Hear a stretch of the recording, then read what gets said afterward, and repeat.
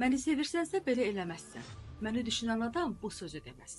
Onda geyiminə fikir ver.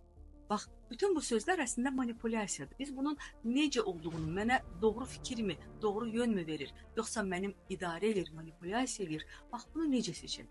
Sadəcə həmin sözləri eşidəndən sonra bir kənara çəkilir. Məsələn, siz Qubaya getmək istəyirsiniz, yoldaşınız Şamaxıya getmək istəyir.